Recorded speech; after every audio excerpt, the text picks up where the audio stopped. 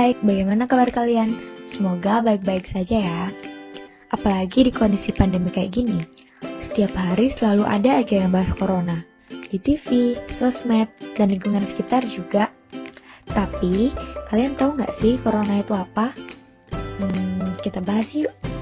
Jadi, virus corona atau Severe Acute Respiratory Syndrome Coronavirus 2 atau biasa disingkat SARS-CoV-2 adalah virus yang menyerang sistem pernapasan. Nah, kalau virus ini menginfeksi seseorang, akan menimbulkan penyakit yang disebut COVID-19 atau Coronavirus Disease 2019. COVID-19 ini pertama kali ditemukan di kota Wuhan, China pada akhir Desember 2019. Virus ini senang banget jalan-jalan keliling dunia, menular dengan sangat cepat, dan telah menyebar ke hampir semua negara, termasuk Indonesia. Tapi, negara mana sih yang mau didatengin virus corona? Sehingga beberapa negara menerapkan kebijakan untuk memberlakukan lockdown dalam rangka mencegah penyebaran virus corona. Di Indonesia sendiri, diberlakukan kebijakan pembatasan sosial berskala besar atau PSBB untuk menekan penyebaran virus ini. Namun, seperti yang sering kita dengar, bahwa kasus positif COVID-19 di Indonesia masih terus bertambah hingga saat ini. Bahkan, pada tanggal 9 Juli 2020, pertambahan kasus positif COVID-19 mencapai 2.657 orang dalam satu hari. Sampai pertanggal 10 Agustus 2020, grafik pertambahan kasus positif COVID-19 masih terus bertambah. Begitu pula grafik pertambahan jumlah pasien meninggal akibat COVID-19 juga bertambah. Oh iya, kalian kepo gak sih sama keluarganya virus corona? Virus corona atau virus SARS-CoV-2 merupakan kelompok coronavirus yang termasuk dari kelompok coronavirus yaitu Severe Acute Respiratory Syndrome atau SARS dan Middle East Respiratory Syndrome atau MERS. Di antara kelompok virus tersebut ada perbedaan terkait kecepatan penyebaran dan keparahan gejala. Virus corona bisa menyebabkan gangguan ringan pada sistem pernapasan, infeksi paru-paru yang berat, hingga kematian.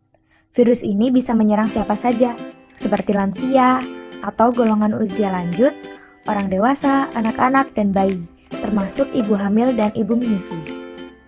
Masing-masing orang memiliki respons yang berbeda terhadap COVID-19.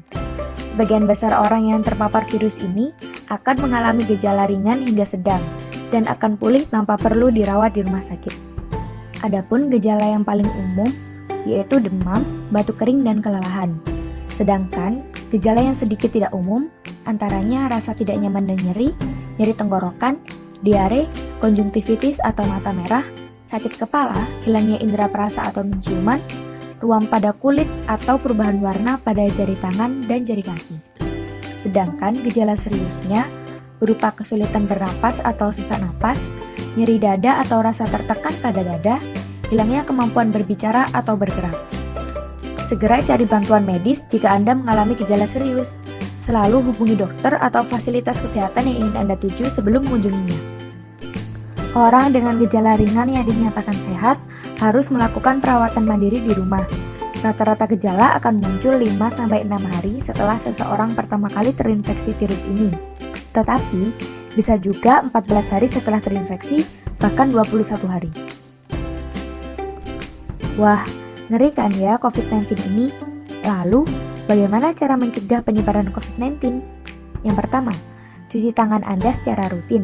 Gunakan sabun dan air atau cairan pembersih tangan berbahan alkohol. Yang kedua, selalu jaga jarak aman dengan orang lain. Yang ketiga, kenakan masker jika pembatasan fisik tidak dimungkinkan.